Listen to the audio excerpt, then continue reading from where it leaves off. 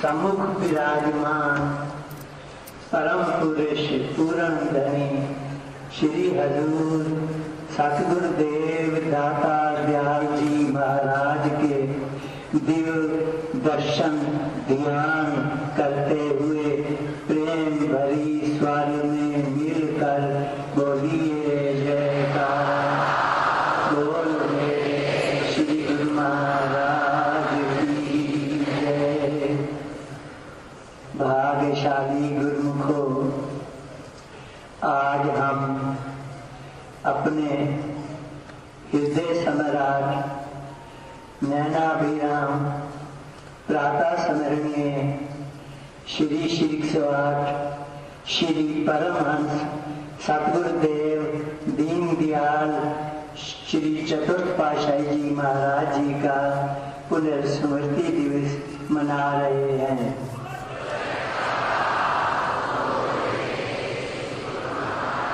उसके मुताबिक अमृतमय प्रवचन हुए। महापुरुष इसीलिए इस धराधाम पे अवतरित होते आए हैं, हुए हैं, अभी हमारे सम्मुख विराजमान हैं। यही हमारे जीवन के मकसद को समझाते हैं कि तेरा जो दुर्लभ जन्म है ये यूं ही ना चला जाए, इससे असली काम कर ले। जो अभी अभी महापुरुषों ने अमृत वचनों में फरमाया कि आए मनुष्य दुर्लभ जन्म को पाकर बंदे,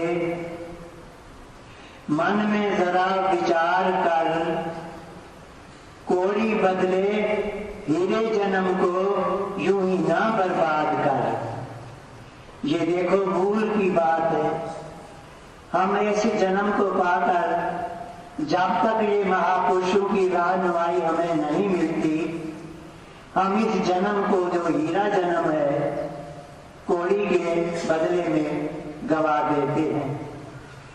कितना बड़ा भारी घाटे में चले जाते। इस बहुत बड़ी भारी घाटे से बचाते हैं हमें महापुरुष।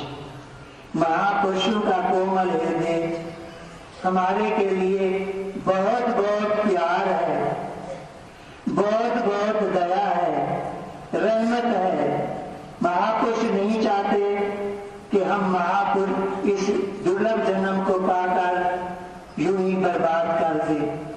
महापुरुष इसीलिए थकियां करते हैं, मेहनत करते हैं, प्रयत्नशील रहते हैं कि हम जीवों के कल्याण के लिए कि गुरुमुखों को अपने मानव जन्म की कदर हो जाए और इससे पूरा पूरा लाभ उठा ले। इसको यूं दुनिया के कामों में ही ना गंवा दें। दुनिया के काम धंधे तो हर जन्म में ये जीवात्मा करता चला आया है। कई युग इसको इसी जन्म में जन्म मरण के चक्कर में दुनिया के काम करते करते गुजर गए।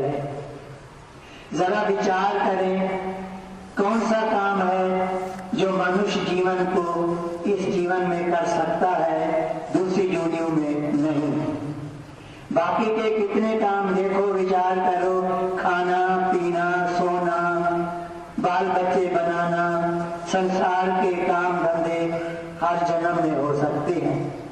पर जो काम मनुष्य जन्म के लिए है वो क्या है कि मालिक की भक्ति करना, नाम जपना, अपनी जीवात्मा को 84 के चक्कर से छुड़ाकर मालिक से एकाकार करना। ये काम है, ये है मनुष्य के जिम्मे। इसी काम को महापुरुष कराते हैं। इसी काम के लिए ही महापुरुष ने ये संसार में आकर इस श्री आनंदपुर दरबार की रचना की। दुर्दान से हमारे महाप्रभु प्रातः स्मरणीय श्री परमहंस दयाल प्रथम पातशाही जी महाराज इस धराधाम पे अवतरित हुए और उन्होंने हम जीवों के कल्याण के लिए ये रचना रचाई, इसकी ये स्कीम बनाई, श्री आनंदपुर दरबार की रचना के लिए बनाया। उसी के लिए सब ये कर्म करते करते आज हम देखते हैं उसी स्कीम में हमारे श्री चतुर्थ पातशाही जी ने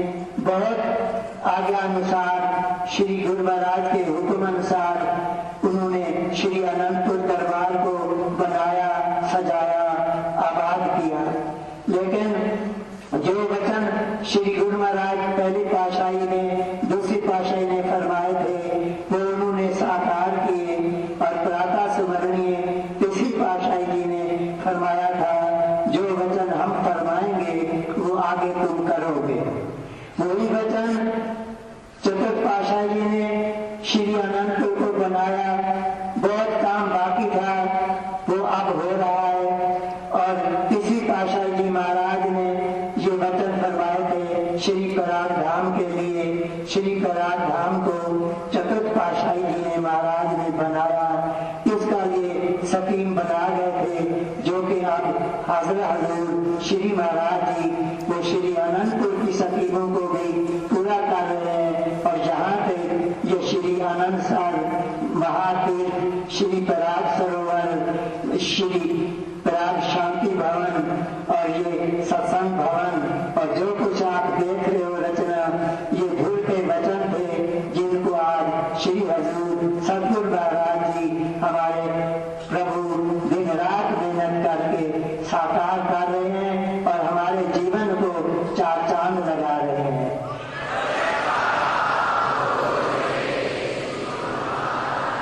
हम क्या थे? हम कुछ कर नहीं सकते थे। हम क्या हैं? कुछ हमसे होता नहीं, कुछ कर सकते नहीं। लेकिन ये महापुरुषों की कृपा है, जो नाम हमारा करा रहे हैं, कर रहे हैं अपने आप से। काम गुरु महाराज की कृपा से हो रहा है, नाम हमारा हो रहा है। जैसे भगवान कृष्ण ने अर्जुन से कहा, अर्जुन नाम तुम्हारा होगा, काम हमने कर रखा है। इसी तरह से ये रचना महापुरुष अपनी दया से उनके वचनों अनुसार हो रही है। हमारे जीवन से ये भक्ति और नाम की कमाई करा रहे हैं, सेवा का कार्य करा रहे हैं। वरना हम क्या करते? हम तो कुछ नहीं कर सकते। हम तो माया के दीवाने हैं, माया के पीछे पड़े हुए हैं, दिन रात माया जोड़ने में लगे रहते हैं। हमारे दिलों में यही समाया रहता है कि शरीर के जितने भी आराम के सामान बना लो। लेकिन उनसे बनता क्या है? वो तो कोड़ी है। जैसे महापुरुषों ने फरमाया, कोड़ी बदले हुए जन्म को यूं ही ना बर्बाद कर। ये दुनिया का सामान जितने हैं उनको कोड़ी कहा गया है। वास्तव में तो कोड़ी भी नहीं है, कुछ भी नहीं है। वो तो कोड़ी भी ऐसे कह दिया है। हकीकत में देखो तो संसार में क्या मिलता है? सारी उम्र करते करते आखिर में अगर ये सब पुरुषों की शरण नहीं मिली, भक्ति ना करे, नाम ना जपे, सेवा ना करे, तो क्या किया उसने? महापुरुषों के पावन वचन है कि न बंदगी तो फिर किया ही क्या, ऐशो इज्जत में गया वक्त तो हाथ आया ही क्या। जरा सोचो, अगर बंदगी नहीं की, भक्ति नहीं की, तो फिर किया ही क्या? कुछ भी नहीं किया। अपने प्यार से जो कुछ किया उसका कर्तव्य 84 लाख योनि है, तो फिर क्या काम हुआ? महापुरुषों की दया से जो कुछ कर रहे हैं उससे हमारा कल्याण हो रहा है। यहाँ सुख मिल रहा है, आगे भी सुख मिलता है। इसलिए महापुरुषों ने हमारे जीवन को चार चांद लगाने के लिए ये सेवा की रचना रचाई।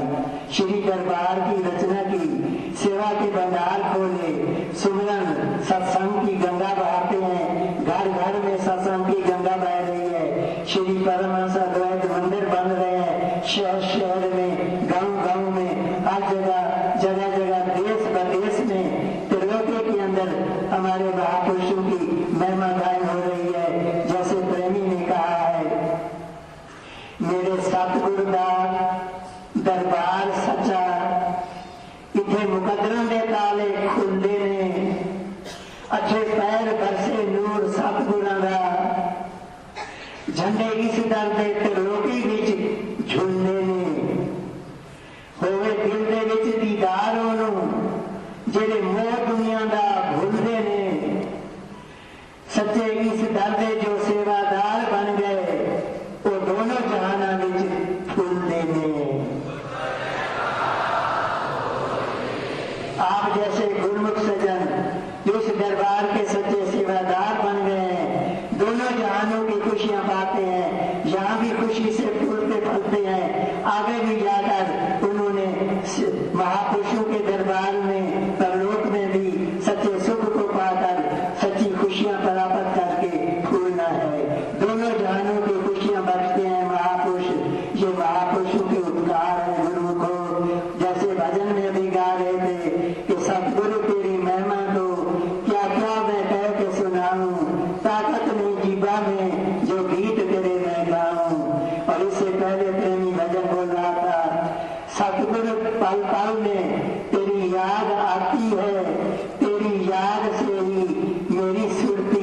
सदा सुख पाती है कि प्रभु की याद आती है पल पल में, उनके ध्यान, उनके सुमरन, उनके पावन वचन, मीठे मीठे बोल जो हर वक्त याद आते हैं, दिल को लुभाते हैं। तो आज जो हाजिर हजूर श्री पंचम पातशाही जी भी महाराज चारों पातशाहियों के साक्षात स्वरूप है, चारों पातशाहियों की दिव्य ज्योति इसी शरीर में प्रगट रूप में हमको पंचम पातशाही के स्वरूप में दर्शन देकर निहाल कर रहे हैं।